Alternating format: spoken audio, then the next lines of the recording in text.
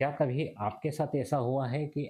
आपने कभी अपने किसी दोस्त से, किसी रिश्तेदार से या अपने पेरेंट्स से किसी भी प्रकार की कोई हेल्प माँगी हो कि या किसी काम को करने के लिए आपने उसे उन्हें कहा हो और उन्होंने आपको मना कर दिया हो? और जब उन लोगों ने आपको मना कर दिया, तो आपके मन में बहुत निराशा हुई और आपके मन में ये विचार आने लगे कि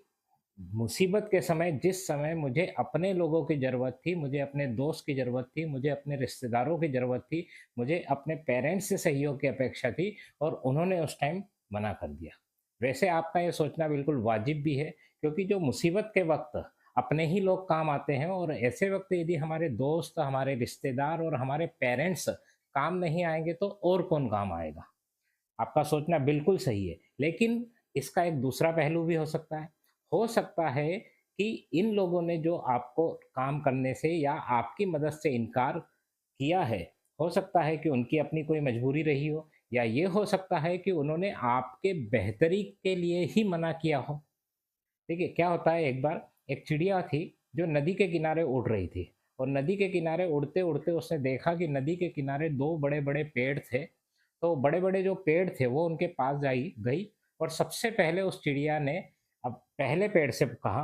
कि क्या मैं आपकी शाखा पे या मैं आपकी टहनी पर क्या मैं अपना घोंसला बना सकती हूँ? तो पहले पेड़ ने उनको जो जवाब दिया, वो स्पष्ट रूप से उसने मना कर दिया कि नहीं, आप ऐसा नहीं कर सकते।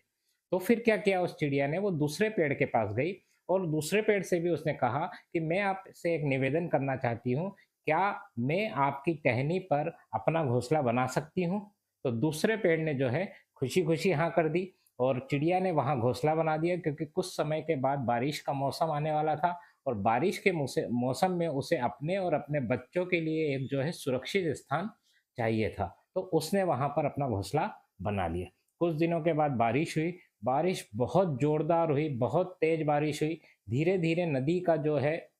जल स्तर बढ़ता गया और उसका जो बहने का जो वेग था वो भी काफ़ी तीव्र हो गया और जब वो काफ़ी तीव्र हो गया तो क्या हुआ कि जो पहले वाला पेड़ था वो अपनी जड़ों से उखड़ गया और उस पानी के बहाव के साथ बहने लगा। जब वो बहने लगा तो चिड़िया ने उससे कहा, उस पेड़ से कहा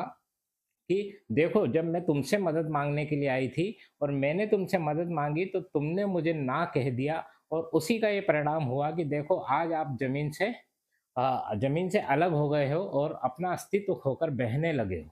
जब पहले पेड़ ने ये सुना तो उसने मुस्कुराते हुए उस चिड़िया को जवाब दिया कि मुझे पता था कि मेरी जड़ें जो है बहुत कमज़ोर हो चुकी है और इस बार जो बारिश होगी, वो जो तेज़ बारिश होगी तो उसका बहाव जो है मेरी जड़ें सह नहीं पाएगी और मैं जो है इस बहाव में जो है बह जाऊँगा। इसीलिए मैंने आपको जो है अपनी टहनियों पे घोंसला बनाने से मना किया था। तो दोस्तों, ये देखिए कि यहाँ पर जो मना किया गया है, वो किसी बेहतरी के लिए किया गया है। तो हो सकता है कि आपके दोस्त, आपके रिश्तेदार या आपके पेरेंट्स ने आपको किसी काम को करने के लिए आपके किसी काम को करने के लिए मना कर दिया हो या आपकी कोई हेल्प करने से मना कर दिया हो, तो हो सकता है कि उनकी कोई मजबूरी हो या फिर ये हो सकता है कि उन्होंने आपकी बेहतरी के लिए आपको ये मना किया हो। तो दोस्तों, ना का मतलब हमेशा ना नहीं होता है। हो सकता है कि वो आपकी बेहतरी के लिए किया गया ना हो।